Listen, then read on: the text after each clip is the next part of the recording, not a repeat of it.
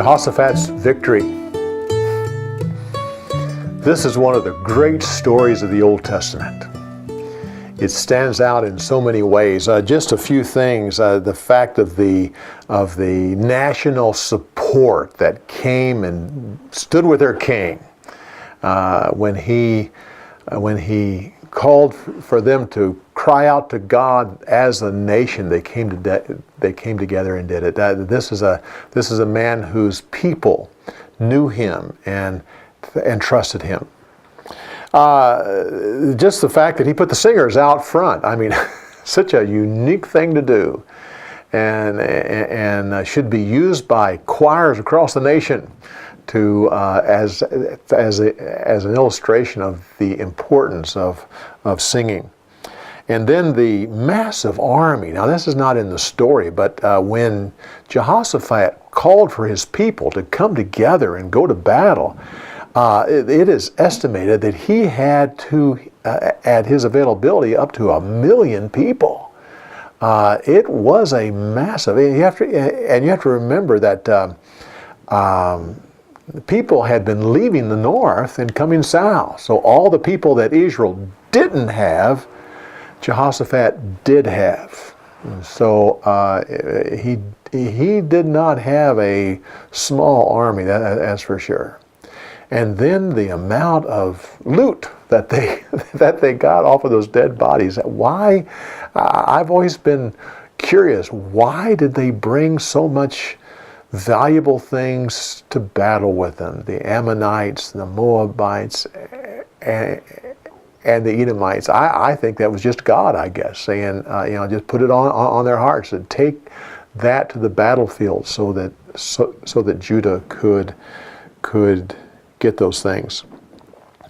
There's a few important observations about this period of time. Jehoshaphat's father was Asa. Asa, most of the time that he was king, was a good king. Now, it is generally felt that near the end of Asa's reign that Jehoshaphat became co-king, that they ruled together, especially those 2 years where Asa was going through great agony. So when it says that Jehoshaphat ruled for 25 years, you have to think, well, the people already knew him. He had already been the administrator before he actually became king. Also, the high places. It's interesting that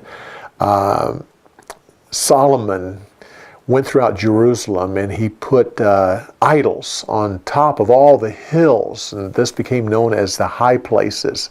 And this is for his wives. He was doing it for his wives. Now, Jehoshaphat got rid of those things, but they came back.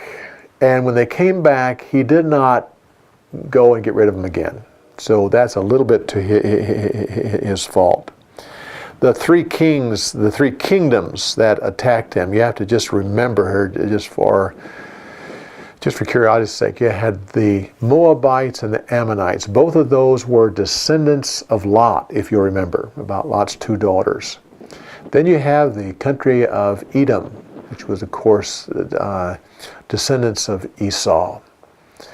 All 3 nations were on the east side of the Dead Sea.